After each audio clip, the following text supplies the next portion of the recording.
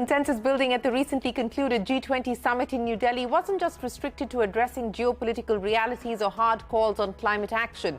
In a first under India's presidency, the G20 welcomed its newest engagement group called Startup-20. Catalyst of innovation-driven growth, job creation and economic recovery, the G20 startup ecosystem was given its own table, and rightly so.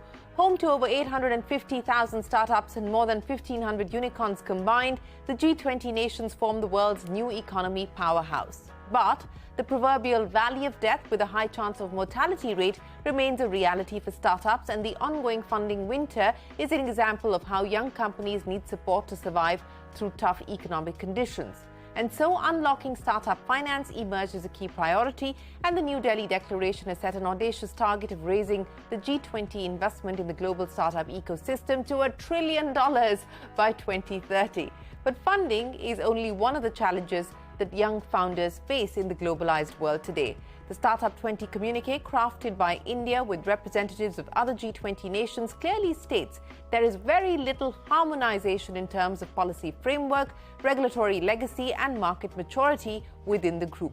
Problems with domicile, taxation, cross-border listings and investments. The list is long and complex, by cyborgy artificial intelligence and cryptocurrency. Having said that, I must appreciate India's push to help startups with a corporate governance framework to create a sound foundation for enduring businesses. Hello and welcome to Young Turks, India's longest running show on startups and entrepreneurship. I'm Shereen Bhan, and joining me on the program today to take the discussion forward, Chintan, Vaishnav, the chair of the Startup-20, an engagement group under India's G20 presidency aimed to strengthen the startup ecosystem. Chintan is also mission director at the Atal Innovation Mission. We also have with us Rajat Anandan, managing director at Peak 15 Partners, and Debjani, Ghosh, president of NASSCOM. Debjani, gentlemen, appreciate you joining us here on CNBC TV18. Chintan, let me start by talking to you about the implications, the impact and the significance of the G20 Startup Engagement Group. Through the year, there have been several meetings, starting with the meeting in January that took place in Hyderabad, and then you had meetings in Sikkim, you had meetings in Goa, in, of course, Haryana, Bangalore, and putting together this global startup framework, which is now part of the New Delhi Leaders' Declaration. The implications of this. So, as you know, structure drives behavior, right? And what this inclusion of the Startup-20 group into the G20 architecture does is it changes the structure forever, so to say. Until now, there used to be only one group that represented businesses on the private side of the G20 architecture, namely the Business 20, the B20 group. But much of what discussed was about large corporations. This is the first time we've created a structure that will endure and represent the SMEs and the startups, which are the small, nimble, innovative, agile. So this is in that sense, a significant departure from the past. At a practical level, what will this come down to, Rajat? Yeah, thank you, Shereen, for having us. It's great that you're covering this as part of Young Turks.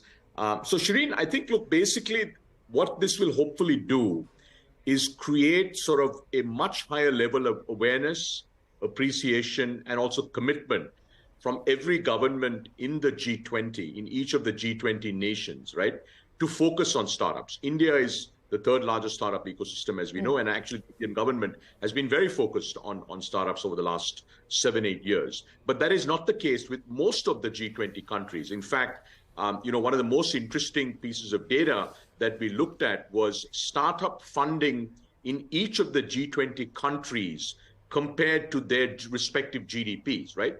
And the funding, the annual funding in startups, just as one data point, varied from 0.1% through over 1%.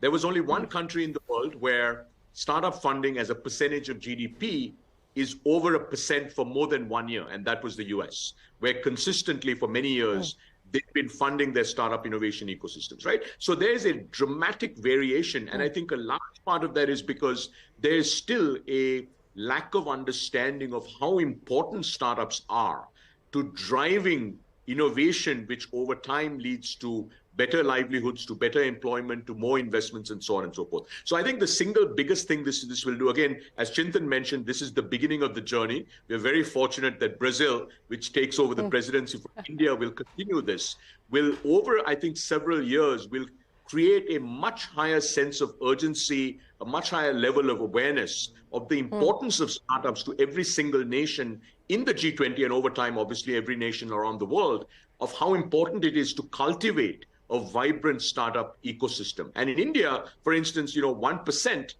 would, basically by 2030, by the way, the number is, it's 1% of GDP going into startup funding in every nation by 2030, right? So, and that number works out to $1 trillion per year in startup funding by 2030. And in India, that number would work out to about $50 billion per year, by 2030. So these are very material, and that's about a 3x increase from where we are in 2023. So if you look at where global startup funding, Shereen, will end up this year, we'll end up at about 350 billion, which is roughly where we were before we saw the big exuberant spike in 2021 and early 2022. So we are pretty much, what we'd like to see across the G20 nations is go from 350 billion ideally to about $1 trillion by the end of the decade. Lack of capital, access to capital is just one of the many challenges that the startup ecosystem faces. But we are talking about a global economy, an integrated economy, alliances, collaboration, partnerships. That's going to be crucial. What's been the big learning, the big takeaway on that front, Debjani? Shereen, before I answer that, just a quick one. Before we even started work on the preparing for the S20 summit and deliberations, Chintan had actually got a few of us together to just think through what do we want as the key outcome of the summit. Of course, we wanted continuity. We wanted Brazil and whoever next to keep keeping this focus alive. But I think the key thing we wanted to do as a group was ensure that every single government realizes that startups today are no more good to have, but they're a must-have for countries from an economic development perspective. Because if you can change that narrative and if you can make startups, if you can make governments realize the importance of startups as its engines of economic growth, and I'm so glad that the leaders' deliberation actually called out, they used those words. I think that was key, and I think kudos to the entire team. I think that was achieved to a very large extent. And, the Alliance Group was looking at, when we started this, just the definition of startup. Every country had a different definition, for example. And of course, the processes, but there was so much of good to learn from each other. So I think the first thing about the Alliances Group was just bringing together the best known practices that exist across countries to understand what works, what doesn't work, and then start looking at what are the key areas where working together we can achieve a lot more. For example, fueling global innovation for the SDG goals. If we can work together, and the process and the thought process was to create a global innovation network, if we can work together to mentor, to provide support, funding for startups that are working towards solving for the SDG goals, we can achieve a lot more than each of the countries individually. Creating global mentor alliances, networks, right? That is so critical.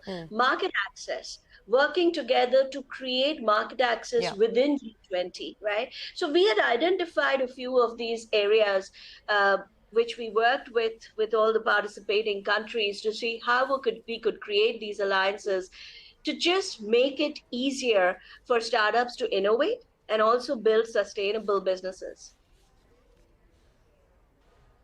Yeah, and I think that is going to be crucial, as you pointed out. There is a lot of emphasis on being able to support businesses that help in achieving those sustainable development goals that you spoke of. There are recommendations on how support can be provided. But Chintan, let's talk about the governance framework, because through the course of the engagements that you had, and I know that the G20 India Sherpa Amitabh Kant also stressed on the need and the importance of a governance framework when we talk about the startup ecosystem. Yes, innovation is important, but we also wanted to create clean, sustainable businesses at the end of it. So, Chintan, the emphasis on that and the outcome at the end of this exercise to take that forward.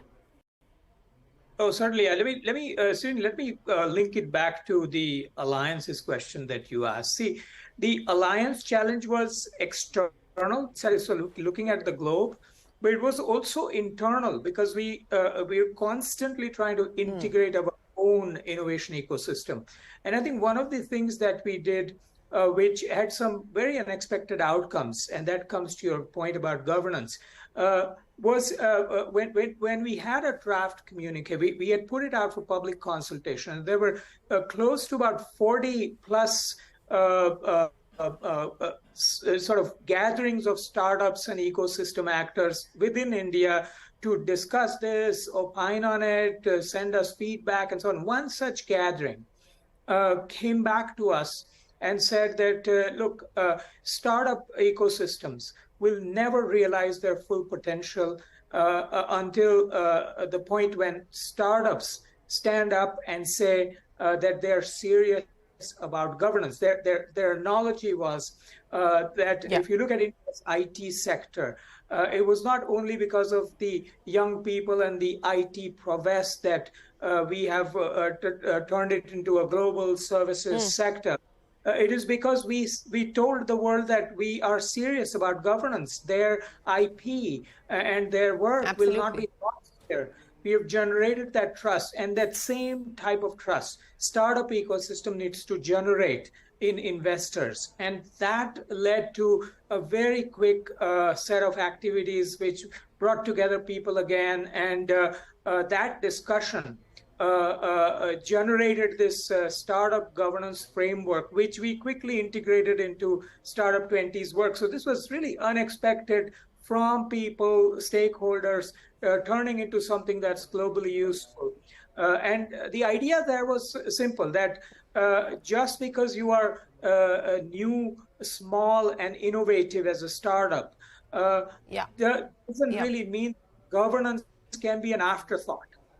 Governance needs to be on your mind, the get-go. And the framework then went on to say, if you're an early stage, what can you do internally to startups, to a startup, to document the things that you will need for good governance? If you're mid-stage, how do you put together a board, have some kind of processes and rules around how you implement good governance? And then if you are larger and at the IPO stage, how do you begin to look similar to a corporate governance type of a more mature structure? So it created this ladder.